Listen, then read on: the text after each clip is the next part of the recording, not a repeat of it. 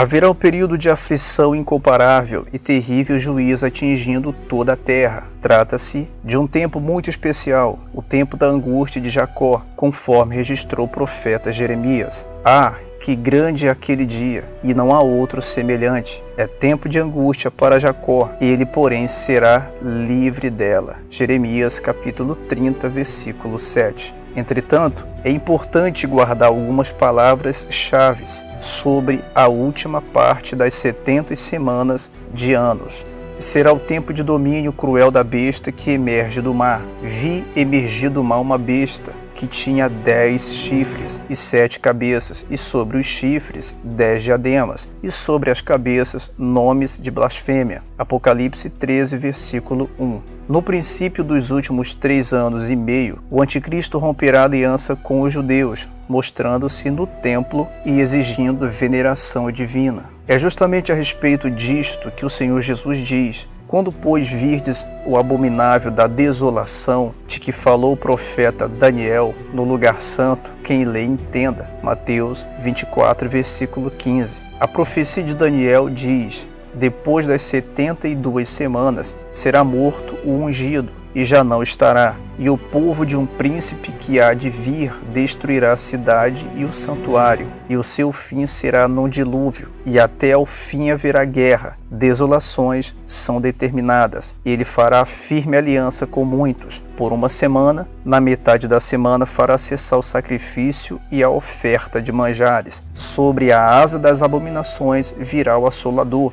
até que a destruição que está determinada se derrame sobre ele. Daniel capítulo 9, versículo 26 e 27. O apóstolo Paulo também se referiu a esse tempo na sua segunda carta aos cristãos de Tessalônica, dizendo: o qual se opõe e se levanta contra tudo que se chama Deus ou é objeto de culto, a ponto de assentar-se no santuário de Deus, ostentando-se como se fosse o próprio Deus. Segundo Tessalonicenses capítulo 2, versículo 4. A interferência ativa de Satanás, que manifesta grande cólera e dá a sua autoridade à besta, é outra característica catastrófica da grande tribulação, como diz o apóstolo João: e adoram o dragão, porque deu a sua autoridade à besta. Também adoraram a besta. Apocalipse capítulo 13, versículo 4. Nesta época, os demônios desenvolverão uma atividade nunca vista até então. Será o tempo dos terríveis juízos, causados pelo derramamento das taças da cólera de Deus,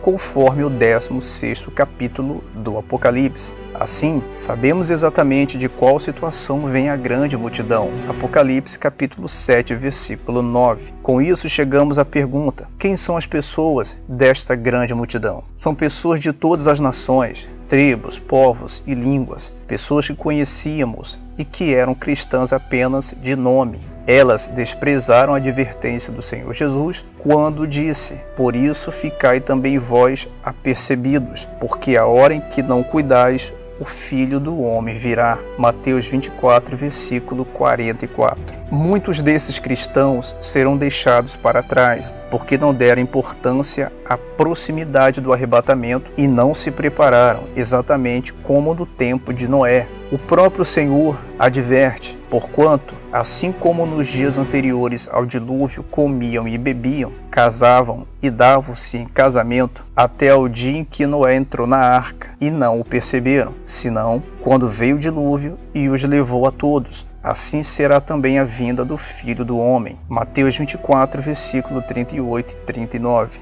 As pessoas no tempo de Noé só perceberam o que estava acontecendo quando já era tarde demais. Exatamente assim será o arrebatamento. Muitos que hoje não dão importância chegarão naqueles dias à fé viva no Senhor Jesus Cristo. Eles se arrependerão e se converterão em meio a lágrimas. Mesmo convertidos, continuarão sofrendo, pois serão dias muito difíceis. Se está escrito: jamais terão fome, nunca mais terão sede, não cairá sobre eles o sol, nem ardor algum. Apocalipse 7,16. Podemos então imaginar o que eles terão de passar antes de se juntarem à multidão inumerável. Durante a grande tribulação haverá muita fome e sede na terra, porque tudo estará destruído. Agora podemos entender melhor as palavras do Senhor Jesus. Ai das que estiverem grávidas e das que amamentarem naqueles dias. Orai para que a vossa fuga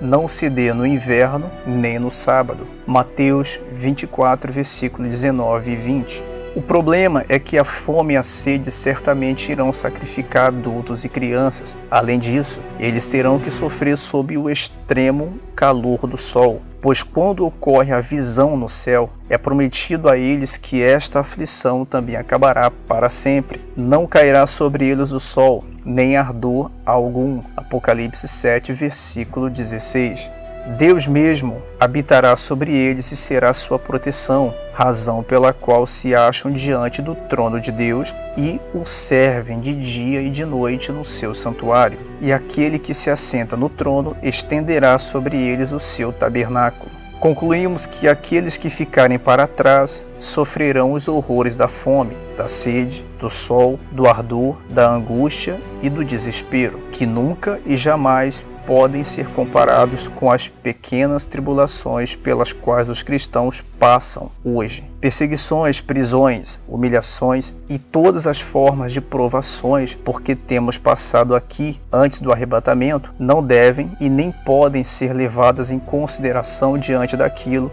que os novos convertidos durante a grande tribulação irão passar. Dessa grande multidão, Apocalipse 7, versículo 9, fazem parte não só muitos cristãos de fachada, os quais se converteram posteriormente, mas sem dúvida alguma, muitos milhões do chamado terceiro mundo, que ainda não conhece a mensagem do Evangelho. Este é o motivo pelo qual temos de espalhar a mensagem da salvação o mais rápido possível, por todo o mundo, especialmente para que os que vivem em condições de miséria. Muitas pessoas que têm aceitado o Senhor Jesus desanimam e voltam à vida anterior por causa dos problemas do cotidiano. Mas, com os apertos da grande tribulação, com certeza, elas irão se lembrar da mensagem da salvação do Senhor Jesus e irão se voltar para Ele de todo o coração.